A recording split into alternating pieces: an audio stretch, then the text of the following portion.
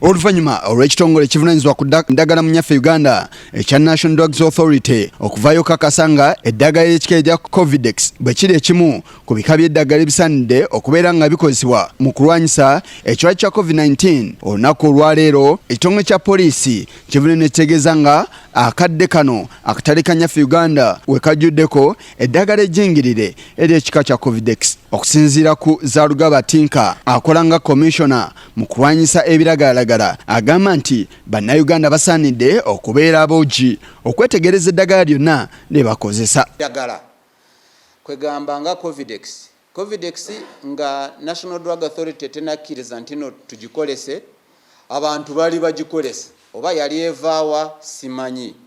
Ne bwe yagikkiriza kubanga jo National Drug Authority yagikkiriza, naye reports ze tufuna nti waliwo abantu abayiyiza Covidex ekicupuli kakati nakyo kiri mu katale. Olunaku olwajjo ekitongole kya National Drugs Authority kyategeeza eggwanga ng'eddagala erya Covidex bwe liri erimu ku eryo erisobola okuyambako mu kulwanyisa ekirwadde kya COVID-19 nga David Nahamya wayongera okunnyonnyola. Drug Authority informs the public that after a record time of 14 days of engagements with the innovators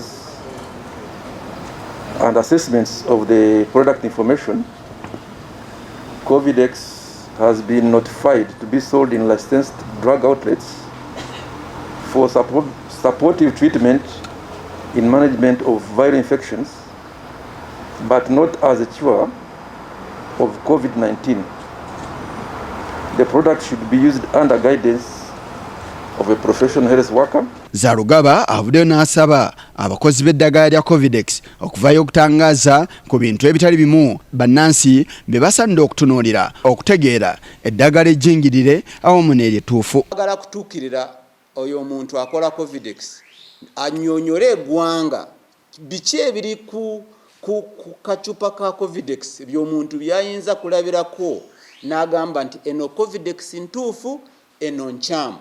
Ndowooza nti no aveeyo alage Covidex tugiteekera kubanga abantu bali desperate bayiiya abamu baagala kukolesa omugalo guno kukola ssente. Mu bufuwe bumu oba okulwanyisa ekirwadde kya COVID-19 Zaalugaba buddeyo n'asaba bannansi okwegendereza ebika by'eddagala ebitali bimu bye bakozesa. Kyagambye nti newankubadde nga bannansi batabika eddagala ly'ekika ekyenjawulo okulaba nga balwanyisa ekirwadde kya COVID-19 naye eddagala lino lyakubazaalira obulwa era nti basaanidde okuba nga balyegendereza. Many people are using opiates in order to have their mental status balance because of the stress that has been created by COVID.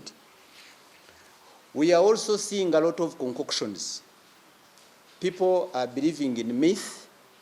There is a rumor going around that cannabis can relieve can relieve COVID, and most people are boiling cannabis leaves, taking them. We have also seen an increase in abuse of influenza and antibacterial medical drugs. Takomyoko era alabudde n'abakozesa enjaga nga bagikyusizza amannya nga bye bajja okuvunaanibwa era n'abajjukiza n'ebibonerezo ebiriwo akadde kano. Ekibonerezo ky'akacaayi kiri usage. If you are got in possession or usage of narcotic drugs, you are imprisoned for 10 years. Bwe tukukwata ng'olina oba okolesa ebiragalalagala, kabeere kacaayi, kabeere njaayi ng'ogirina, ng'oginywa, whichever method, ekibonerezo kya myaka 10 oba kusasula engasi ya miliyoni 10. So byakyuka.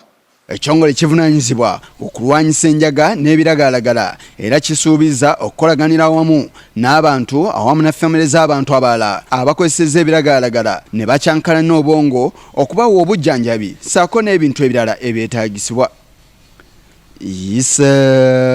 Kigongo kulwa Channel 44 Oleggulo.